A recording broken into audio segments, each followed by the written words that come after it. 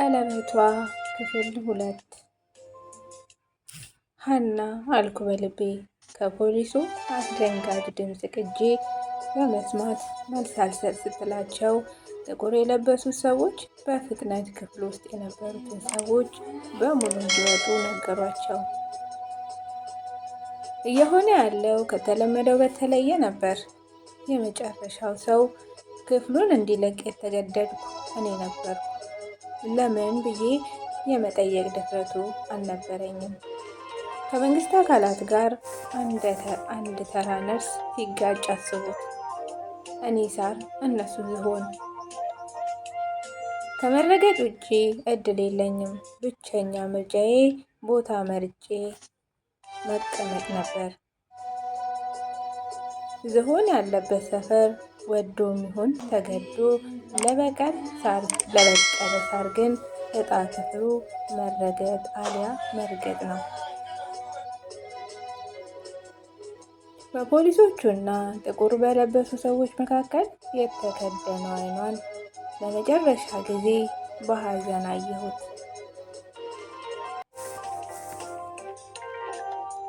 ለክለብ በሚመጥን ደረጃ የፈረጠመው ሰውነት ያለው ጥቁር ሱፍ ለባሽ በሩን በላይ ድርግም አረገው። ምንም ልረዳት ባለመቻሌ ክፉኛ የነገሮች ፍጥንጥን የሙያዬን ስጦታ እንኳ ሸርፌ እንዳልሰጣት ነጠቀኝ።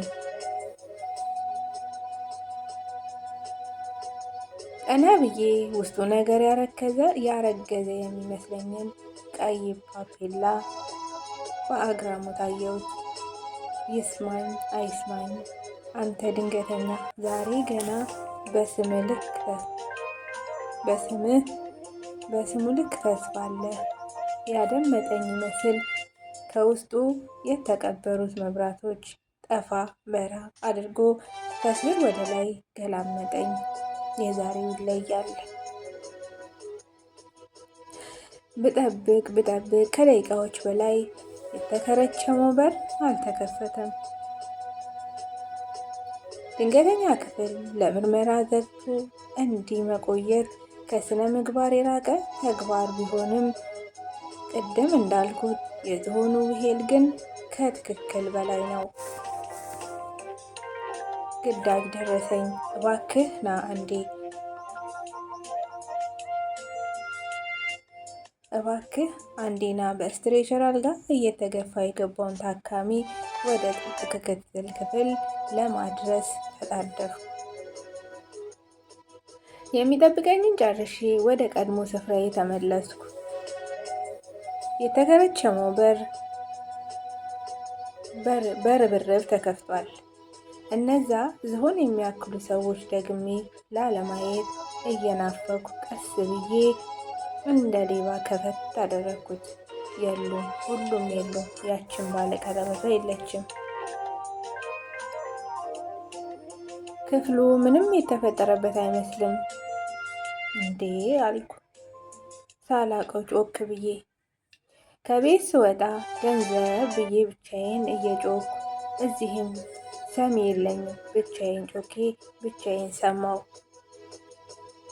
ወዴት ወሰዷት? የት ሄዳ ይሆን እያልኩኝ በውስጤ ማሰላሰሉን ቀጠልኩ። እንዴት አድርገው እንደዛ የተዘረረችውን ሴት አነሷት?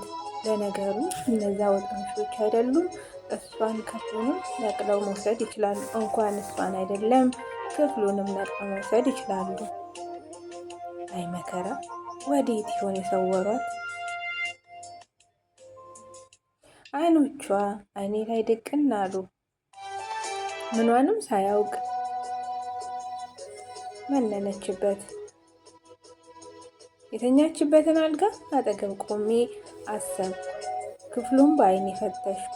ከቆምኩበት ወደ ኮሪደሩ እየሮጥኩ ወጣው።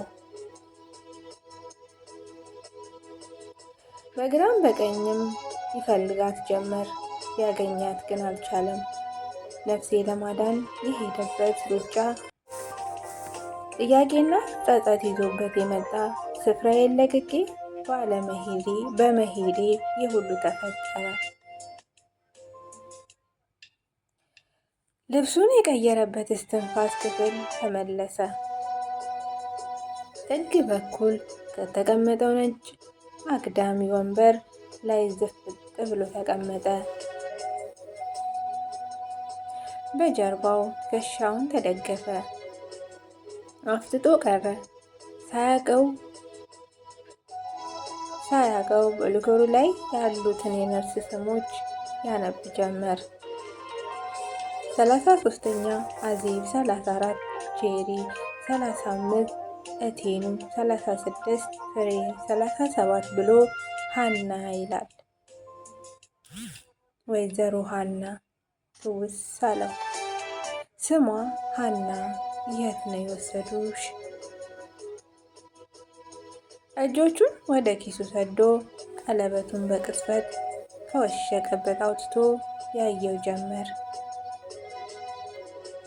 በእርግጥም የሆነ መዘዝ የያዘ ቀለበት እንደሆነ እያሰበ ወደ አይኑ አስጠግቶ ያገለባብጠው ጀመር። ወፈር ያለ ከብር የተሰራ ፈርጡ በነጭ አልማዝ 4 ማዕዘን የተቀረጸ በወጉ እንኳን ንጽሕና የሌለው ቀለበት አሁን ለዚያ አደራ የሚል ቃል መጥኖት ነው አለ። ክፍል 3 ይቀጥላል።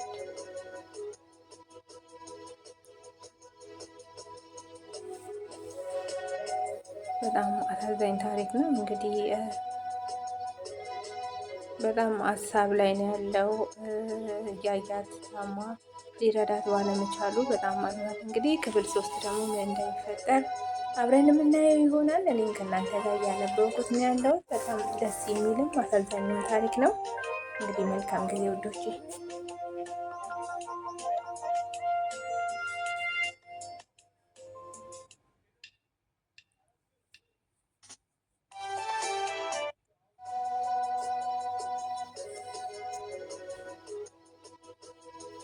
ደጅተናው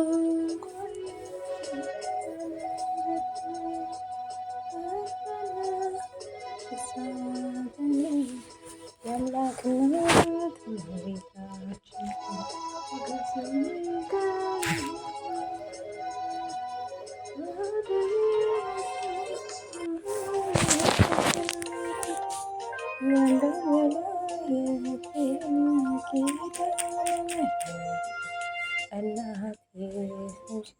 እናቴ